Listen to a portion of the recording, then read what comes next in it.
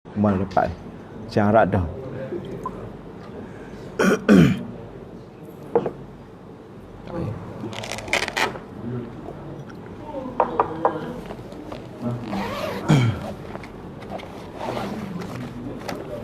Allah.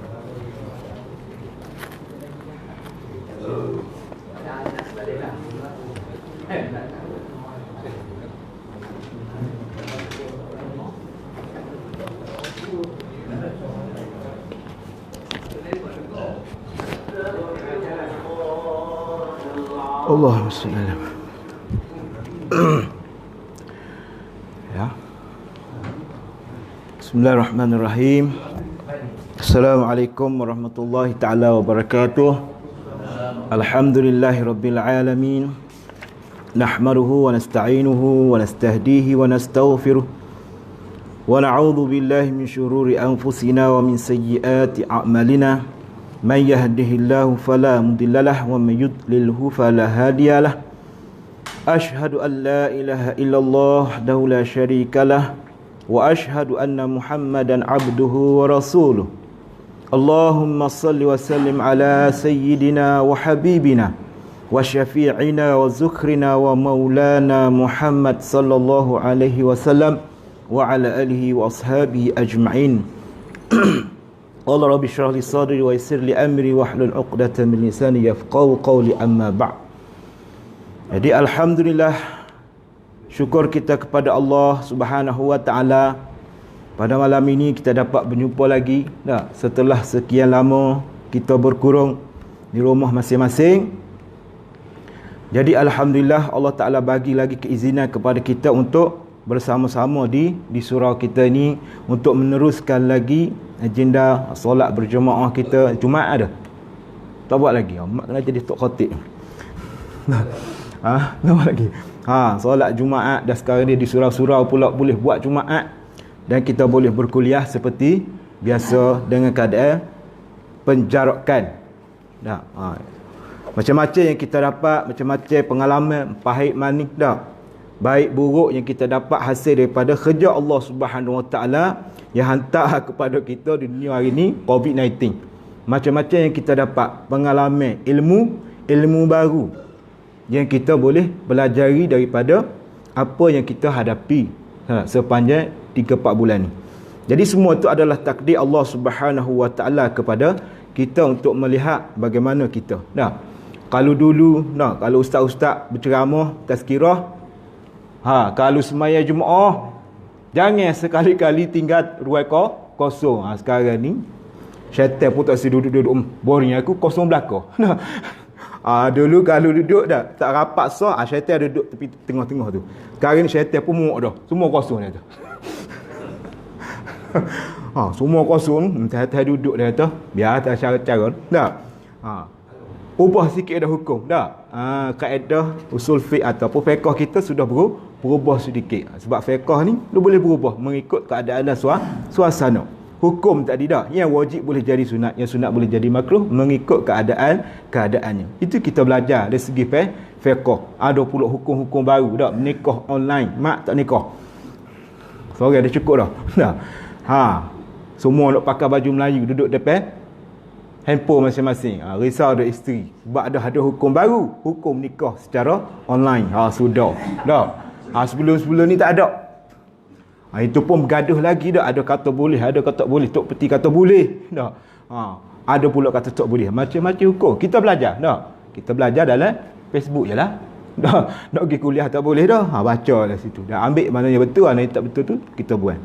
Macam-macam.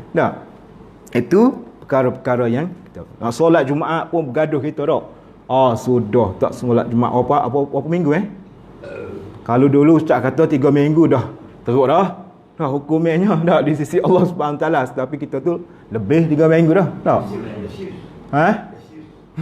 Bab 3 bulan tak solat Jumaat. Hukum tu berubah. Kita belajar. Macam tu boleh pula berubah. Ya, itulah fiqh. Dia mengikut sesuai masa dan keadaan tertentu. Macam-macam yang kita dapat. Yang buruk tu itulah tak boleh nak pergi masjid, tak boleh nak bersalam dengan sahabat kita. Jumpa lama-lama sebulan tak jumpa lalu tepi kereta, kat tangan sedih pula dah. Tengok orang masjid, kat tangan je lah semua. Dah tak boleh buat apa dah. Tak boleh nak dekat-dekat. Itu hikmah daripada apa yang berlaku kepada kita. Kita ambillah sebagai pengajaran. Dan insya-Allah kita doakan lagi supaya betul-betul kita selamat daripada penyakit yang cukup bahaya ini, insya-Allah. Amin. Sekolah pun dah buka. Cikgu-cikgu pula berdebar macam mana nak buat ni. Salah satu berlaku kes habis cikgu-cikgu semua kena korong lepas ni. InsyaAllah kita minta jauh daripada Allah Subhanahu Wa Taala supaya tidak berlaku perkara-perkara tersebut. Jadi alhamdulillah kita dapat berjumpa dan juga sambung kembali pengajian kita yang mana kita tinggal berbulan-bulan yang lalu, iaitu kitab kita Bustanul Arifin karangan Imam An-Nawawi rahimahullahu taala. Sama-sama kita tengok hadis-hadis yang dikutip, hadis-hadis letak ke dalam kitab Bustanul Arifin sebagai panduan hidup kita di akhir zaman. Tulis ada ratus tahun yang lalu, tapi kita baca pada hari ini untuk panduan kita bersama. Baik.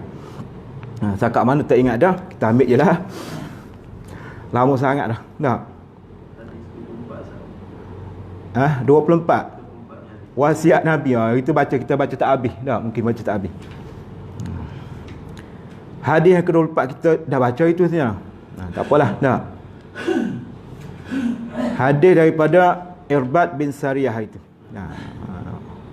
Wa'adhana Rasulullah. Okey. Kita ambil 25 lah lakoh. Takut baca sama dah. Hadis yang ke-25 lah kita ambil malam ni, insya-Allah. Boleh Hadis daripada Ibnu Abbas radhiyallahu taala anhuma. Hadis yang ke-25. Hadis pun panjang-panjang. Dia 3-4 hadis ni, akhir-akhir sikit ni panjang-panjang sikit hadis dia. Nak hafal tak boleh dah. Pendek pun tak hafal. Lagi-lagilah hadis-hadis panjang macam ni. Hadis yang ke-25 lah kita masuk pada malam ni.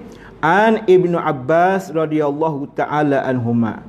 Qala kuntu khalfan Nabi sallallahu alaihi wasallam yauman faqala ya ghulam inni uallimuka kalimatin ihfazillah yahfazka ihfazillah tajidhu tujahaka wa iza sa'alta fas'alillah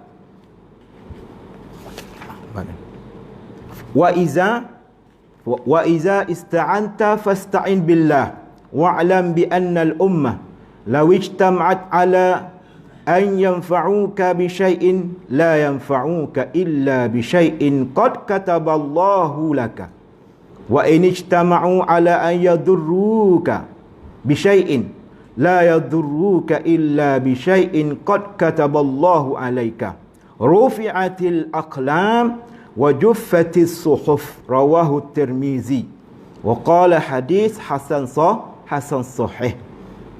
Dan dari riwayat lain sambung lagi.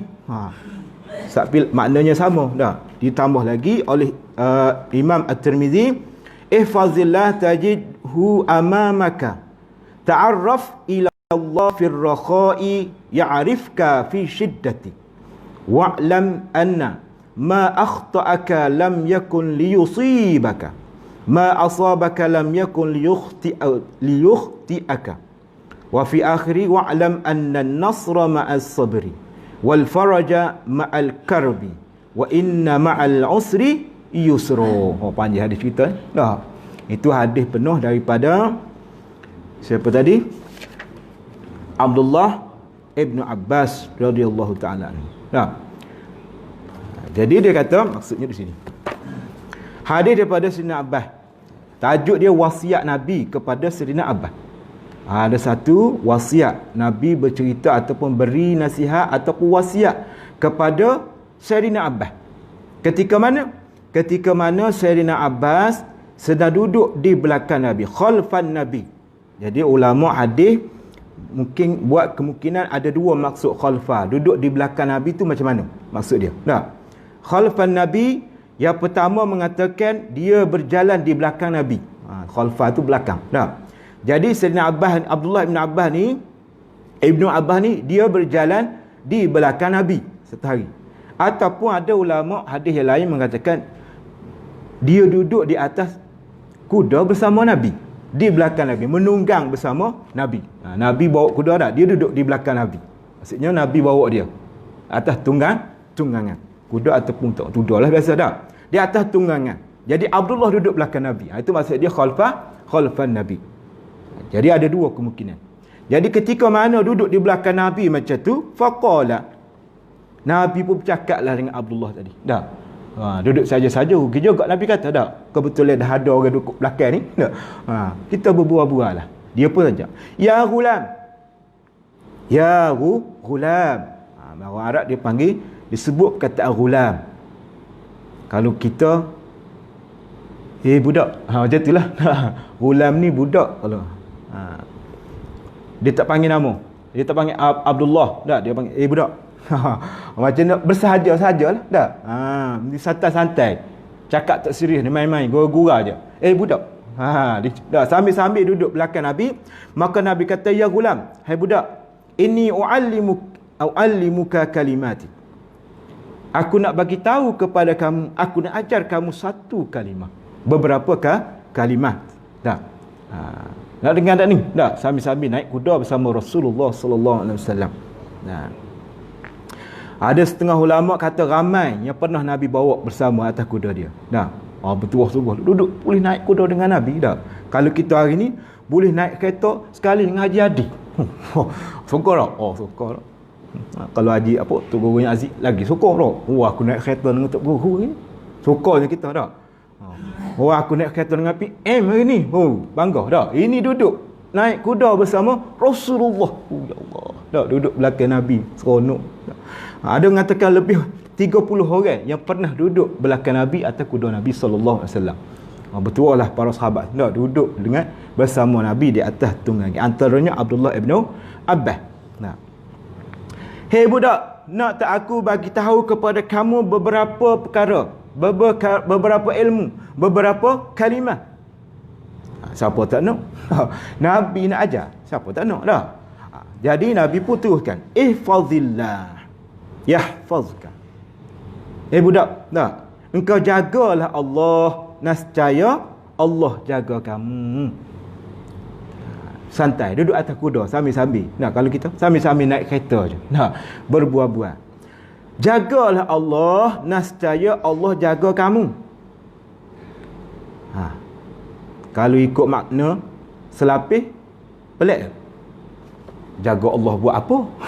Allah kan maha berkuasa. Tak? Allah kan tahu segala-galanya. Allah yang buat kita. Jaga Allah buat apa? Tapi Nabi sebut perkataannya secara majazi. Jaga Allah. Nak jaga apa?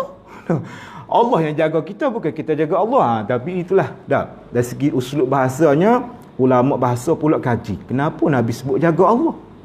Apa yang nak dijaga? Tak? Itulah keluarnya ilmu-ilmu lain pula nak terjemuhkan maksud jaga tu. Tak, jaga Allah tu macam mana. Baik. Jadi jaga Allah di sini bukanlah kita nak jaga Allah Taala. Allah tak payah jaga, dia yang jaga kita. Tak. Maksud jaga di sini mana tafsir Ustaz Nuruddin.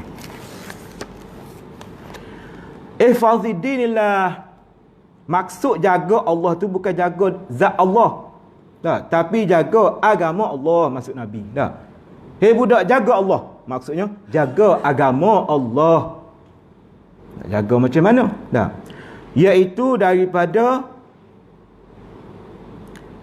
lalai ataupun leka ataupun menukar agama Allah Subhanahu wa taala. Jaga Allah. Tak. Iaitu menjaga awamirihi. Yang pertamanya, maksud jaga Allah itu ialah jaga segala suruhannya. Yang pertama. Tak. Nak tahu macam mana yang Allah suruh, apa yang Allah Taala suruh kepada kita, tu nak kena mengaji tu.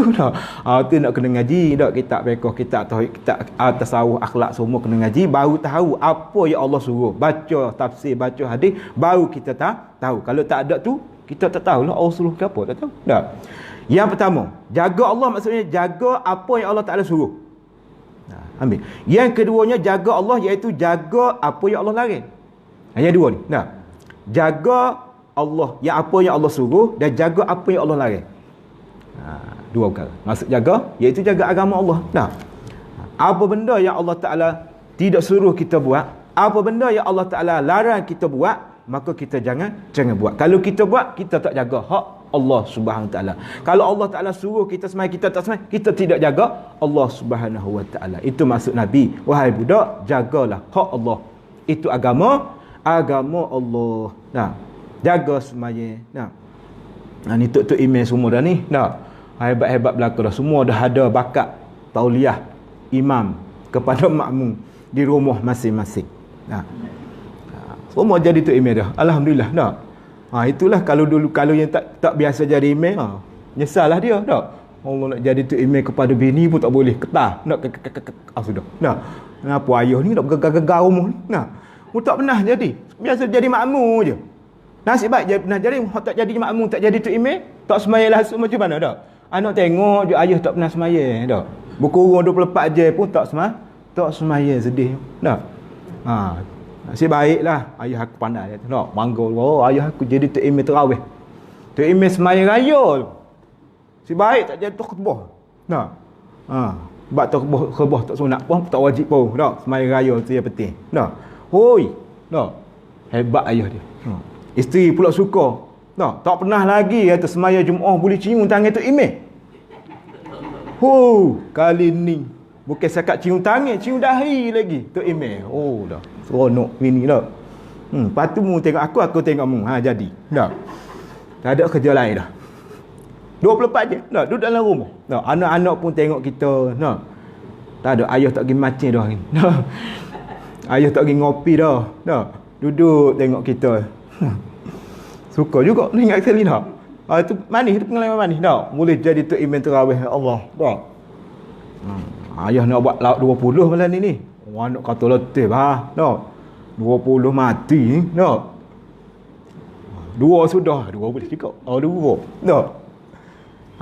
Main larat lapar. Tapi tak larat sudah. Dah. Bukan tak larat apa. Suruh tak ingat. Dah. Duk main keluar Allah 20 rakaat. Dah. Anak kata abah keluar Allah je tadi 28 rakaat keluar Allah je. Tak apalah janji tu email. Itu pengalaman suruhan Allah. Dah banyaklah yang kita boleh buat. Apa yang kita nak tahu, apa suruhan, apa larangan, kena mengaji. Yang itu kena tengok kitab, kena baca Al-Quran, kena baca hadis Nabi sallallahu alaihi wasallam, baru kita tahu. Larangan dosa-dosa kecil, dosa-dosa besar itu kena jagalah tu. Dosa kecilnya berapa tak dikira. Dah, dosa besar berapa? Ulama himpun dalam 70 dosa besar. Sudah kita tak tahulah, tak langgar tak langgar, redah aja. Ulama kumpul 70 dosa besar. Itu semua larangan lah tu. Dah. Semuanya kena tahu, kena belajar di sinilah tempat kuliah tu kuliah. Kena mengaji. Maka apa maksud tadi? Jaga agama Allah Subhanahu Wa Ta'ala. Jaga segala yang Allah suruh. Pastikan semua kita buat. Kalau tak buat ataupun tersalah buat, kenalah taubat dengan Allah Subhanahu Wa Ta'ala. Larangan dia juga begitu juga. Kena jaga-jaga, berhati-hati. Itu maksud Nabi kita Muhammad setelah Allah sallallahu alaihi wasallam, jaga Allah, nescaya Allah jaga kamu. Kita nak Allah jaga kita, kita jagalah hak Allah Subhanahu Wa Ta'ala. Dah. Ni. Masuk Covid juga cerita dah. Semuanya sudah mula baca Quran. Bagus. Dah. Sebab apa? Takut. Takut kepada Allah ko, takut Covid. Masalah. Dah. Takut virus ko, takut kepada Allah. Tak apalah, janji dia ada dah. Dah, keinsafan. Dah. Allah hatta. Dah. Duduk kurung, tak boleh macing, sedih. Dah, sedih. Sedih tak boleh macing. Dah. Menyebabkan dia pun insaf. Wujud. Allah Ta'ala suruh aku insaf. Dah, suruh sedar kuasa Allah Subhanahu Wa Ta'ala. Dah. Ya, banyak ke dalam sebulan puasa tu dah. Sebelum ni kita khatam sekali khatam yang sebulan. Dah okey dah tu. Kalau tak khatam tu sedih. Tapi dalam PKP sekali juga. Padahalnya 24 jam dalam rumah dah. Kerja pun tidur. Apatah lagi. Dalam sebulan Ramadan tu tak khatam sekali pun. Bayangkan. Buat apa dalam rumah? Padahal tak ada kerja lain dah. Tak ada kerja dah kita ni. Tak keluar rumah dah. 24 jam duduk dalam rumah. Buat apa lagi? Bacalah Quran. Bacalah Quran. Puasa sedih lah kalau lah sebulan Ramadan tu yang dalam PKP tu, Ramadan PKP habis satu Quran Rasa-rasanya sedih benar dah, sebab tak ada kerja lain dah. Saya pun rasa lapar sebelum ni. Pagi-pagi subuh kejar pergi sekolah dah. Dah baca Quran sikit-sikit. Nah, ini duduk je. Lepas subuh dah kuliah pun tak ada. Nak kuliah pun tak reti. Nah. Nak buat apa lagi? Baca Quran tak nak tidur, mengadap tidur je nak. Baca Quran siapalah. Duha. Baca lambat-lambat tak apa. Pun habis sebab tak ada kerja dah kita dah. Lepas zuhur nak buat apa? Tak ada kerja dah. Baca Quran. Dah lepas asar pun baca Quran. Tengoklah sekarang ni dah boleh bebas sikit dah. Dah kerja sikit. Rasa sikit dah. Rasa dah sikit. Masa tu dah dia tarik sikit dah. Tarik sikit dah. Itu hikmatnya. Baik. Macam-macam dah peristiwa pahit mani. Ifadillah tajidhu tujahak. Maka nasca jagalah Allah, nescaya Allah berada di hadapan kamu. Maksudnya apa-apa yang kita buat Allah ada. Sekiranya kita jaga hak Allah Subhanahu wa taala. Ni kita nak Allah Taala jaga kita tak? Tapi kita tak jaga hak Allah Subhanahu wa taala. Macam mana? Tak boleh. Tak. Jaga hak Allah, nescaya Allah jaga kita. Dalam satu hadis yang kita dalam orang tasawuf selalu baca hadis. Tak.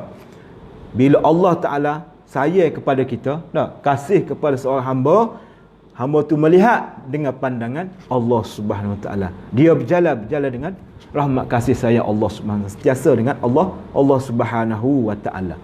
Sekiranya kita sentiasa bersama Allah, dah berzikir, boleh tahap zikir dah. Allahu akbar. Nak kalaulah dalam PKP hari tu tak habis 100 hari istighfar, sedih nah, tak ada kerja lain. Tak ada kerja dah. Kalau makan boleh 4-15 kali sehari, dah. Zikir takkanlah tak boleh habis istighfar 100. Dah. Jadi alhamdulillah kita kekal lah sampai hari ni. Dah. Baca zikir-zikir, baca doa-doa, tak ada benda lain.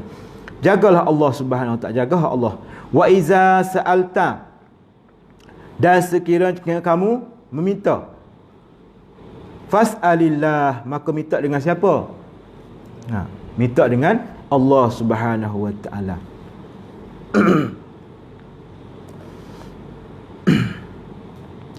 Sekiranya kita nak meminta, mintalah dengan Allah Subhanahu wa taala. Apa saja, tak? Nak minta jauh daripada bala, nak minta rezeki yang murah, umur panjang, ikutlah. Nak minta apa saja yang baik, minta daripada Allah Subhanahu wa taala. Bukannya minta selain daripada Allah Subhanahu wa taala. Nah, minta jauh. Baik. Wa idza sta'anta fasta'in billah. Maka minta pertolongan, mintalah pertolongan daripada Allah Subhanahu wa taala juga. Jangan minta dengan daripada yang lain. Terutama dalam bab hidayah. Bab ulama Syekh Nuruddin pun ada buat atas sini, ada 2 jenis permintaan. Tak? Permintaan kita dengan Allah, permintaan dengan sesama makhluk. Ada juga. Tidak kata minta dengan Allah. Ada juga permintaan yang kita, sebab kita berhubungan di antara sama manusia. Baik. Yang kita minta dengan Allah Subhanahu wa taala, terutama dia kata hidayah. Kita tak boleh minta ustaz bagi hidayah kepada saya, taubat tak boleh. Nabi tak boleh bagi hidayah lagi. Tak. Hidayah tu hak Allah Subhanahu wa taala. Minta petunjuk, minta penerang hati, mintalah dengan Allah Subhanahu wa taala. Baik, ilmu begitu juga. Tak, kefahaman kita ni daripada Allah Subhanahu wa taala. Orang mengaji lama-lama kadang-kadang tak faham. Tak. Lulu tu lain kira. Dah. Hak faham ni. Dah. Duduk Mesir belah-belah tahun tu. Bukan dia tak faham dah. Bukan dia tak pandai, tak lulu, tapi dia Allah tak bagi lulu dah. Tapi lagi ilmu dia banyak. Dah, kefahamannya banyak. Ataupun kadang-kadang mengaji lama mengaji tapi tak faham-faham juga. Dah. Kuduk bergaduh situ juga. Kuduk bid'ah situ juga, macam-macam lah ceritanya. Dah. Dari segi ilmu, kefahaman itu daripada Allah. Minta. Nah, kita belajar, betul belajar ada guru. Tapi kefahaman tu Allah yang bagi kepada kita. Sebab itulah kadang-kadang kefahaman pun berbeza-beza.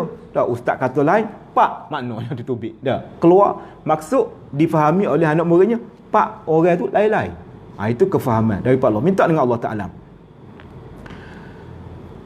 Wa syifa'ul marad, begitu juga mohon kesihatan. Mintalah sihat daripada Allah Subhanahu wa taala. Selain daripada usaha tadi. Tak, usaha tadi untuk kita berubat, tapi yang beri kesembuhannya siapa? Allah Subhanahu Wa Taala yang sebenar-benarnya. Sebab tu ada orang deki dengan doktor. Ada juga deki dengan doktor. Doktor ni tak aci betul. Tak. Yang bagi sihat Allah, yang dapat duit doktor. Oh, sedap dia marah kepada doktor tak? Tak mahal pula tu. Tak. Sekali cocok macam saya tak. Gaut. Tak boleh berjalan, sekali cocok 50. Tak. Allah yang sembuh, doktor dapat duit. Mana aci? Tak. Sedap dia. Dah tu gitulah keadaan. Dah usahanya dengan doktor, tapi yang bagi sembuhnya siapa? Allah Taala. Doktor pun balas baik. Tak apa, kalau nak jumpa Tuhan terus pun boleh. Allah bagi sembuh, saya bagi obat. Tapi kalau tuan-tuan nak berjumpa Allah terus pun malam ni boleh buat. Ya doktor dah. Bagi obat tidur mati mati, kita jumpa Allah terus. Jangan gaduh dengan doktor. Maka doktor tu yang merawat kita, tapi yang menyembuhkan kita Allah. Maka nak minta sembuh, tak minta tahan sakit, tak mintalah dengan Allah Subhanahu Wa Taala. Sebab saya teringatlah pengalaman, kena tegur sekali.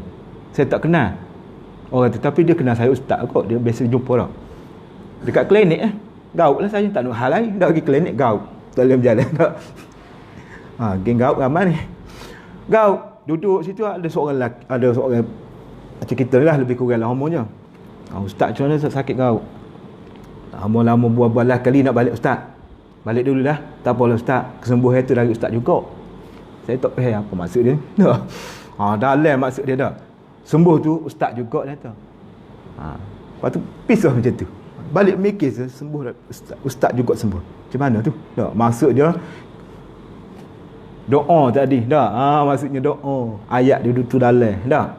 Maksudnya nak sembuh, doa lah ustaz banyak-banyak. Terasa pula aku ustaz. Dah. Tapi tak ada arah tu. Dah, itu keadaan dia dah. Kena jumpa doktor dulu. Tapi memang itulah. Yang bagi sembuhnya Allah Subhanahu Wa Taala. Kadang-kadang kita pergi klinik makan ubat pun tak sembuh. Tak sembuh-sembuh juga. Yang menyembuhkan Allah. Maka nak sembuh sakit, mintalah dengan Allah selain daripada usaha daripada doktor itu tadi. Itu yang kita kena minta dengan Allah Subhanahu Wa Taala. Berlindung daripada bala dunia. Penyakit semua tadi. Tak, penyakit-penyakit COVID ni, mintalah berlindung daripada Allah Subhanahu Wa Taala. Azab akhirat tak boleh minta dengan ustaz-ustaz. Tak, ustaz tolong doa saya jauh daripada api neraka.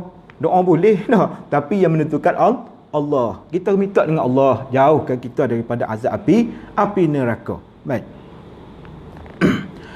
Pun begitu, ada benda-benda yang kita perlu juga minta kepada manusia, tapi tetap bergantung kepada Allah Subhanahu Wa Taala. Nak minta kerja, boleh duduk dalam rumah je berdoa. Ya Allah, bagi aku kerja, duduk dalam rumah je. Tak pergi temu duga tak pergi atas surat, tak pergi minta. Tak boleh, dia kena pergi juga kena keluar jumpa juga orang tu untuk minta pekerjaan.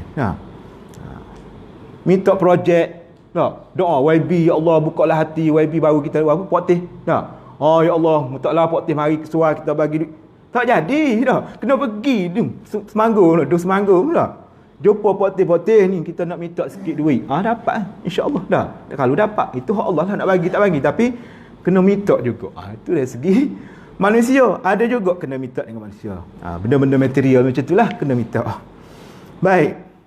Maka minta bantuan pertolongan daripada Allah Subhanahu Wa Taala. Semuanya daripada Allah Subhanahu Wa Taala. Baik.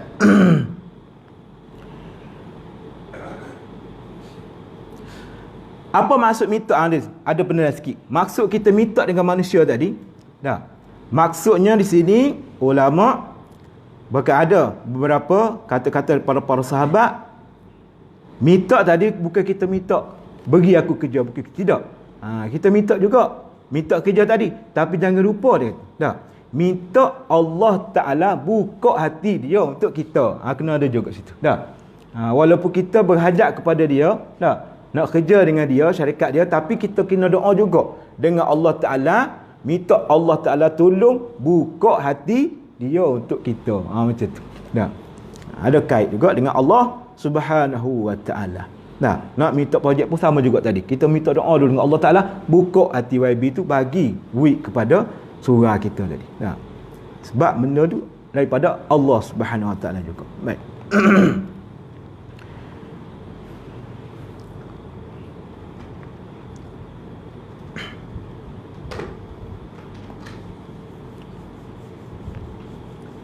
Maka minta terus berdoa dengan makhluk itu adalah dalam huraian Ustaz Nordin adalah sifat mazmum, sifat tercela. Kita berdoa menerusi minta dengan manusia biasa. Dah. Sifat tercela. Ada satu ulama dalam kitab Nordin ada cerita. Dia masuk selitkan satu kisah para tabi'in. Tak. Ada seorang tabi'in nama dia Tawus. Pernah dengar? Jangan-jangan dengar. Bukan sahabat ni. Ini tabi'in. Lepas para sahabat, tabi'in. Maksudnya generasi awal lah. Salafus salih dulu lah. Tapi dia bukan sahabat. Tapi dia berguru dengan para sahabat. Nah, Tawus. Ada seorang tabi'in. Nama dia Tawus. Tawus ni, dia tabi'in ni. Banyak tabi'in, tabi'in ni. Kebanyakannya adalah wali-wali Allah. Orang hebat-hebat dari segi akhlak dan tasawufnya dan akidah fiqhnya. Dah. Antaranya nama dia Tawus Al-Yamani, asal daripada Yaman. Seorang tabi'in. Ada kisah menarik yang pernah diceritakan mengenai Tawus ni. Masa tu dia hidup di zaman Khalifah Umayyah, bukan Umayyah, generasi ke-10 Umayyah. Nama Hisham ke? Hisham bin Malik. Khalifah Hisham bin Malik ni, dia bukan duduk di Mekah. Tawus ni ulama tabi'in yang duduk di Mekah. Seorang ulama yang cukup terkenal dengan sifat waliullah ni. Orang rapat dengan, dekat dengan Allah Subhanahu Wa Taala. Jadi satu hari Khalifah Hisham ni bin Malik pergi ke Mekah. Dia tanya, wahai orang Mekah, ada tak lagi para sahabat? Nak jumpa rindu. Kok ada lagi tak sahabat-sahabat yang masih ada di Mekah? Dia tanya, wahai orang Mekah, ada tak lagi sahabat-sahabat Nabi yang ada? Maka jawab orang Mekah, tak ada dah wahai Khalifah, semua dah mati dah. Tak jumpa dah kamu dengan sahabat. Tak apalah kalau macam tu, ada tak tabi'in? Tabi'in tu orang selepas daripada para sahabat. Tabi'in yang masyhur dekat sini. Maka dia mau kata ada seorang. Namanya Tawus Al-Yamani. Tabi'in ni. Tawus Al-Yamani. Bawa sini. Nak berjumpa. Maka Tawus pun marilah jumpa dengan Khalifah. Raja lah pemerintah Islam nombor 1. Bila dia masuk jumpa dengan Hisham bin Malik tadi, dia pakai selipar. Masuk jumpa dia pakai selipar. Dia buka tepi kapet tempat duduk Khalifah tu, dia letak situ selipar dia. Lepas tu dia, kalau orang lain jumpa Khalifah cium tangan, pemimpin kucuk tangan dulu. Dia masuk letak selipar dia tepi tu. Maka disebut Assalamualaikum Hisham. Tak sebut Khalifah ya Amirul Mukminin. Sepatutnya Khalifah kena sebut ya Amirul Mukminin. Kalau kita hey YB, yang berhormat, sebutlah pangkat dia. Tak ada. Assalamualaikum. Ya Hisham. Sebut nama tu. Tak ada kaja-kaja dah. Maka dia pun duduk pula sebelah Khalifah. Pengawal raja nak buka pedal. Celaka dia. Dia buat main-main dengan Khalifah. Duduk sebelah Khalifah pula tu. Dah lah tak bagi salam macam tu saja. Patut tak panggil dengan Amirul Mukminin. Tak cium tangan. Bakal letak je selipar tepi tu. Tengok ni. Tabi'in jangan main dengan dia. Maka Hisham kata, sebab Hisham pun orang berilmu juga. Khalifah dulu, Khalifah berilmu. Tak apa pengawal, sabar. Wahai Tawus, kenapa kamu buat macam ni? Aku ni Amirul Mukminin. Sepatutnya kamu bagi Assalamualaikum Amirul Mukminin. Cium tangan aku dulu. Sebut nama gelar-gelar aku yang ada. Duduk depan aku, bukan duduk tepi aku. Maka Tawus kata, dengar molek. Tabi'in jangan main dengan dia. Dia tarah wali-wali ni, orang banyak zikir, banyak ingat Allah Ta'ala, dia tak takut siapa-siapa dah. Dia takut kepada Allah Subhanahu Wa Ta'ala saja. Wahai Hisham, dia panggil Hisham, dia tak panggil Khalifah. Aku letak selipar aku di tepi kapet kamu. Kamu tahu tak? 5 kali sehari aku buka selipar letak tepi sejadah sembah Allah. Allah tak marah pun kat aku. Nah.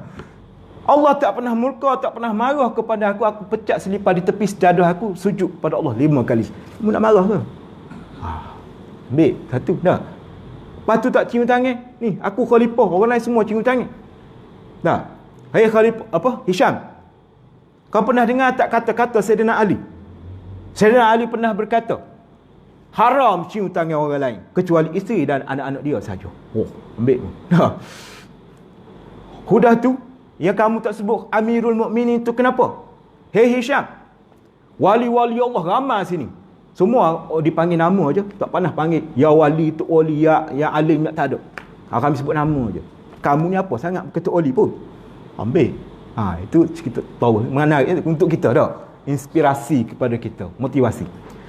Apa lagi tadi? Apa yang tak buat tadi? Duduk sebelah. Orang lain tak ada buat, wahai Tawus. Duduk sebelah aku khalifah nombor 1 dalam negara. Boleh duduk tepi. Kenapa duduk tepi aku? Wahai Hisham. Sedap ni ayat sedap. Nah, wahai Hisham, aku nak duduk sebelahmu sebab aku nak tengok macam mana rupa ahli neraka. Terduduk. Tak boleh buat apa dah khalifah. Dah. Ayat last sekali. Jauh tak nampak. Bila aku duduk dekat ni aku nampak macam mana rupa sebenar ahli neraka. Kalau kita PM rakyat macam tu, ISA jawab dia. Apa SOSMA? Macam-macam lah. Ini khalifah. Jadi khalifah kata dia punya pengawal tu dah geram dah. Mana ada orang buat khalifah macam ni. Jadi akhir-akhir sekali khalifah kata tak apa, biarlah. Terima kasihlah tahu. Maka dia kata inilah nasihat sebenar daripada seorang ulama tabi'in, dia kata. Orang lain kebanyakannya bila berjumpa pemimpin YB buat apa? Mulalah tu. Ampu ni orang YB. Nak apa? Nak projek lah tu. Tapi kita dengan Allah orang dekat dengan Allah Subhanahu Wa Taala, dia tidak takut siapa-siapa, dia takut Allah Subhanahu Wa Taala. Sebab itulah guru kami Syekh Yusuf Al-Hasani selalu pesan jangan hairan dengan ketakutan dan kemarahan daripada manusia kepada kamu tanpa sebab. Biar je berlalu. Tapi hairanlah ketakutan kamu dengan Allah. Kemarahan Allah itu yang perlu kita tengok, dia kata. Itu orang tasawuf cakap lah. Betul tu? Sebab itulah orang berzikir-zikir, orang tasawuf ni jangan.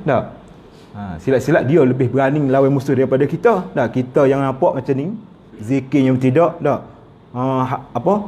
Semaya pun jarang-jarang. Kalau ajak berperang agak-agak kecut juga.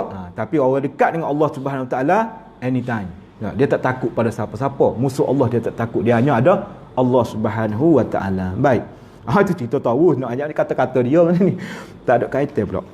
Dia pernah berkata, faqala Tawus li Ata. Tawus tabi'in ni pernah berkata kepada seorang lagi tabi'in bernama Ata. Ata pun tabi'in juga. Ulama hebat. Ni pun ada cerita juga ni. Pernah diceritakan Ata ni pun sezaman dengan Tawus juga. Ulama besar. Kulit hitam macam Bilal. Ata ni. Nama dia Ata tabi'in. Bukan sahabat, tabi'in. Dia anak murid kepada Sayyidina Abdullah bin Abbas. Ni anak murid dia ni. Maksudnya tabi'in. Sahabat pun tak ada, dialah tabi'in. Dia ni kulit hitam. Itu legalah macam Bilal tu lah.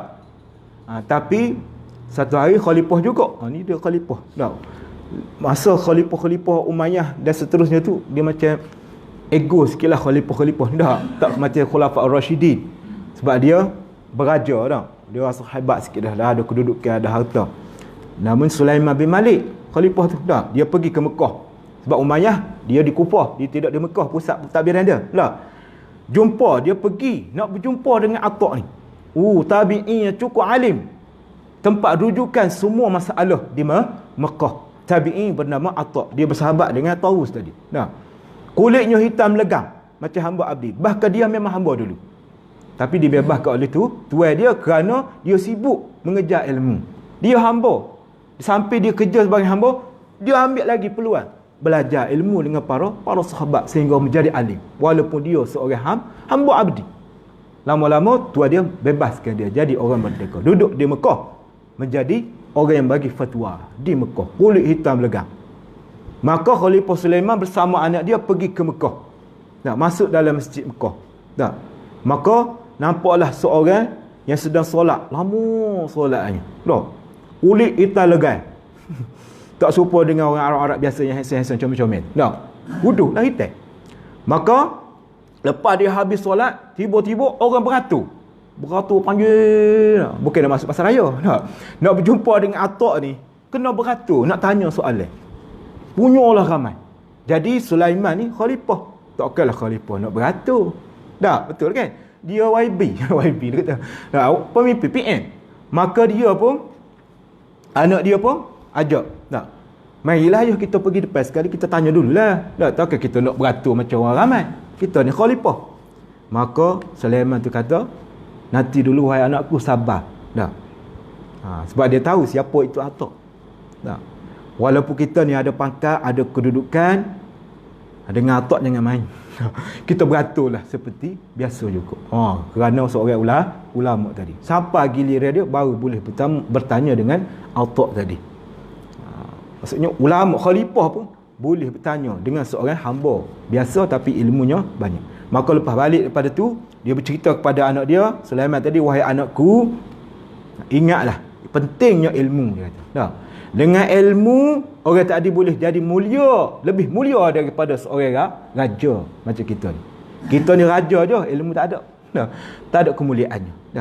Dengan ada ilmu tadi, dia boleh duduk di atas sekali lebih daripada seorang raja kerana ilmu. Jadi Tawus ni kata apa kepada atok anak? InsyaAllah. Wahai atok, dia bercakap bersama para sahabat, para tabi'in dia ni. Iyyaka an tatluba hawaijika mimma yakhluqu babahu dunaka. Wahai atok, janganlah sekali-kali kamu meminta dengan orang yang tutup pintu kepada kamu. Di dalam masuk orang tasawuf ni, tak, orang tabi'in tasawuf bila bercakap bahasanya kita tak berapa nak faham kadang-kadang. Tak. Sebab itulah jarang-jarang orang baca kitab apa tu? Al-Hikam. Hikam Ibn Atta' illa asakan dari. Saya belajar pun tak habis. Tak. Nak baca kitab tu tak payah nak terima sendiri-sendiri. Tak, sesak nanti. Sebab ada perkataan-perkataan kita tak faham. Nah, dia dalam sangat bahasa dia. Bahasa orang tasawuf itu kena belajar, kena mengadap guru kalau nak baca kitab tu. Nah. Kami pun belajar tak habis, sikit-sikit je. Nah. Banyak kitab dia. Banyak dia punya kata-kata tadi. Nah. Wahai atok, janganlah kamu meminta-minta bagi siapa yang menutup pintu bagi kamu. Tapi kamu mintalah dengan orang yang membuka pintu kepada kamu 24 jam. Faham tak? Itu maksud dia. Maksud yang pertama, dia kata, jangan minta pada orang yang sentiasa tutup pintu. Siapa dia? Makhluk lah. Ya. Makhluk ada rumah, ada pintu. Nak minta kena ketuk pintu. Tapi mintalah dengan orang yang sentiasa buka pintu 24 jam kepada kamu. Iaitu Allah Subhanahu Wa Taala. Ini nasihat kepada sahabat, para sahabat, para tabi'in sama tabi'in. Sama-sama mereka pun menasihati. Nah, maka kalau kita baca perkataan dia tu cukup faham tak? Dengan siapa yang kita kena minta? Dengan Allah Subhanahu Wa Taala. Baik. Minta dengan makhluk, itulah. Nah, apa sangat yang mereka boleh bagi kepada kita? Semuanya hakikat daripada Allah Subhanahu Wa Taala. Habis. Ista'in tadi dah, minta pertolongan daripada Allah Subhanahu Wa Taala. Wa'lam bi anna al-ummah la wijtama'at ala, nescaya dan ketahuilah sekiranya seluruh umat ini berkumpul untuk memberi manfaat kepada kamu, la yanfa'uka illa bi syai'in qad kataballahu lak, nescaya mereka tak dapat bagi manfaat kepada kamu kecuali apa yang telah dituliskan oleh Allah Subhanahu Wa Taala. Berkumpullah seluruh kawan sahabat kita untuk beri kepada kita pertolongan, Allah tak nak bagi, tak dapat juga. Nah. Dan sekiranya umat itu berkumpul untuk memudaratkan kamu, menyakiti kamu, menzalimi kamu, nescaya tidak akan dapat mereka itu menyakiti kamu kecuali yang telah ditulis oleh Allah Subhanahu Wa Taala. Ini maksud cukup dalam bagi kita dengan Allah. Hubungan kita dengan Allah Subhanahu Wa Taala, apa yang berlaku ke atas kita, kita yakin bahawa daripada Allah Subhanahu Wa Taala. Apa yang datang depan kita, kita tak takutlah. Ini hakikat kita dengan Allah Subhanahu Wa Taala. Rufi'atil aqlam wa juffatis suhuf. Dan sesungguhnya rufi'atil aqlam, telah diangkat akan qalam. Qalam tu apa? Pensel. Tak, qalamun pen ataupun pensel. Maksudnya qalam Allah, bila dah siap kejadian kita ni, Allah sudah siap tulis apa yang perlu kepada kita, rezeki kita, umur kita, semuanya. Tak, baik buruk apa semuanya Allah sudah tulis. Bila tu dah terjadi kita ni, rufi'atil kalam, tak ada lagi dah tambah-tambah. Itulah yang Allah Ta'ala nak kepada diri kita. Dah, mati umur berapa, itulah yang Allah Ta'ala. Tak boleh dah. Maksudnya Allah dah lempar dah kalam kita. Dah, dia tulis-tulis angkat kita, apa, qada dan qadar kita, dah lempar dah kalam tu. Tak ada kalam lagi dah. Maksudnya tak boleh tulis lagi dah. Itu qada dan qadar Allah Subhanahu wa Ta'ala. Wa juffatis suhuf, dan juga telah kering akan suhuf, catatan. Suhuf, catatan. Catatan kering, maksudnya sudah tak boleh tulis apa-apa, tak boleh nak tambah-tambah dah. Sudah Allah Ta'ala tulis qada dan qadar hidup kita dah. Maka itulah yang sudah Allah Ta'ala tulis, tak ada tambah-tambah lagi dah. Semuanya bergantung kepada Allah Subhanahu Wa Ta'ala. Sebab itulah dah, bila kita pegang dengan hadis ni, akhir kita rasa kita tak akan takut siapa-siapa kecuali Allah Subhanahu Wa Ta'ala. Dah. Jangan risau kalau orang nak khianat kepada kita, sebab kita yakin dengan Allah Subhanahu Wa Ta'ala. Nah, kalau tak yakin, maksudnya kita tak ada lagi sifat ni. Tak, sifat qada dan qadar, yakin dengan qada dan qadar Allah Subhanahu Wa Ta'ala. Nah. Hadis hasan sahih diriwayatkan oleh Imam Tirmizi, hadis hasan sahih. Dan riwayat lain lebih kurang maksud dia ifadillah tajidhu amamaka, lebih maksudnya lebih kurang sama. Jagalah Allah, nescaya kamu akan dapati Allah itu di depan kamu. Ta'arraf ila Allah fir raha, hendaklah kamu suka kepada Allah di masa kamu senang. Ini satu lagi penyakit kita tak? Bila kita senang, kita lupa. Ini masalah kita tak? Bila kita sakit, baru kadang-kadang baru kita ingat. Tapi Nabi kata, ingatlah ataupun sukalah kamu kepada Allah ketika kamu senang. Ya'rifka fi syiddah, nascaya Allah Ta'ala pun akan kenal kamu, suka kamu ketika kamu susah. Maksudnya kita ni susah pun kena ingat Allah, senang pun jangan lupa Allah. Kalau kita senang tapi lupa Allah, nanti kita susah, Allah pun buat tak tahu dengan kita, nasib kita. Dah. Senang dari segi apa? Pertamanya dari segi ketaatan. Awas dah, jangan kita selalu berbangga kita ni orang paling taat di atas muka bumi. Dah. Akulah orang paling kuat ibadat, tengah malam 24 jam sembahyang kenal Allah Subhanahu taala. Dah. Tapi kalau tidak bersyukur dengan nikmat ketaatan tu, takut-takut kita lupa pula dengan Allah Subhanahu Wa Taala, jatuh kepada riak dan takabur, habis hancur amalan kita. Dah, sia-sia saja. Dah. Allah bagi kita kekuatan untuk melakukan solat ibadat, apa solat berjemaah apa semua tadi, syukurlah. Kita kena ingat itu hak Allah Subhanahu Wa Taala. Allah yang bagi kekuatan kepada kita. Kalau Allah tak bagi, kita tak boleh mari ke sini. Nah. Sebab itulah hayya 'alal falah, kita jawab la haula wala quwata illa billah. Tidak ada daya upaya kecuali Allah Ta'ala yang buka hati, yang gerakkan kita untuk mari ke rumah Allah Subhanahu Wa Ta'ala. Baik. Senang dengan infak, kekayaan. Dah. Kalau kita senang dengan harta benda, jangan lupa ketika itu infaklah, sedekahlah harta kita kepada kaum kerabat kita dan sahabat kita tadi. Dah. Bersyukurlah kita dengan nikmat itu ketika kita senang tadi. Dah. Nescaya ketika kita susah, Allah akan ingat kita. Tapi kalau kita senang, lupa dengan Allah, masa susah, Allah pun lupa dengan kita. Itu kita kena peringatlah. Dah, masing-masing kita minta dengan Allah Subhanahu Taala supaya Allah Taala ingat kita sentiasa. Tak kiralah kita senang ataupun susah. Nah. Wa ala anna ma akhta'aka lam yakul yusibaka. Ya. Insyaallah mengerti. Sikit. Last. Dah. Dan ketahuilah bahawasanya apa yang terluput daripadamu sebenarnya ia tidak akan terkena akan dikau. Dan apa-apa yang kena akan dikau sebenarnya memang dia tidak akan terluput daripada kamu. Maksudnya apa-apa yang kita rasa sepatut kita dapat, kita tak dapat. Yakinlah itu hak Allah Subhanahu Taala, kita akan dapat sekiranya Allah nak bagi. Kalau sekiranya Allah tak nak bagi, memang kita tak dapat.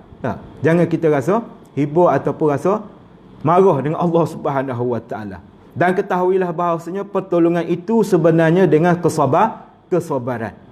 Susah senang kita yang mestinya kita ada sabar. Maksudnya pertolongan itu berserta dengan kesabaran. Kita rasa susah, sabar. Kita rasa senang pun kena sabar juga. Sabar daripada sipah harta banyak-banyak. Dapat harta banyak, uji, Allah Ta'ala uji. Nak derma ke tak derma? Sabar. Ambil duit kita tu. Dermalah kepada orang lain. Dan bahawasanya kelapangan itu selepas daripada kesusahan. Senang itu lepas daripada susah dulu. Dan kemudahan itu inna ma'al usri yusra, dan kemudahan itu bersama dengan kesusahan. Macam kita lah nak melawan COVID-19 macam itulah kita dengan Allah Taala juga. Kita nak hilang daripada segala penyakit ni punyalah banyak atur cara, inilah aturan dia. Tak boleh bersalam, tak boleh duduk dekat, kena duduk jauh-jauh, tak boleh kena pakai ni, kena pakai. Begitulah bersusahnya, tapi selamat kita daripada penyakit. Begitu juga dengan Allah Subhanahu Wa Taala. Kena bersusah dulu atas dunia ni. Bukannya lahir kita dunia senang-senang je nanti masuk syurga sudah. Macam tu tak ada susah. Maka tak ada lah senang. Allah Ta'ala hantar kita kena susah dulu. Lepas susah baru kita dapat kesenangan di akhirat nanti. Kena ambil wuduk dulu. Sejuk-sejuk pun kena ambil wuduk. Subuh-subuh kena bangun. Itu susah.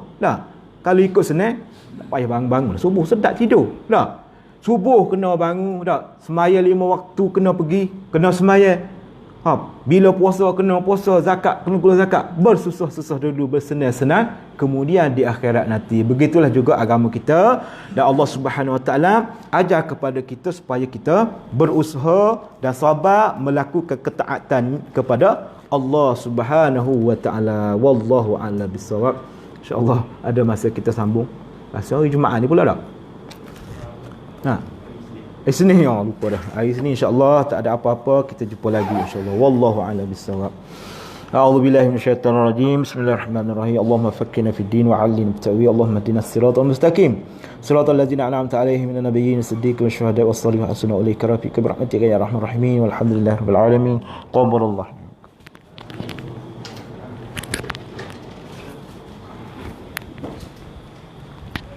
Ada.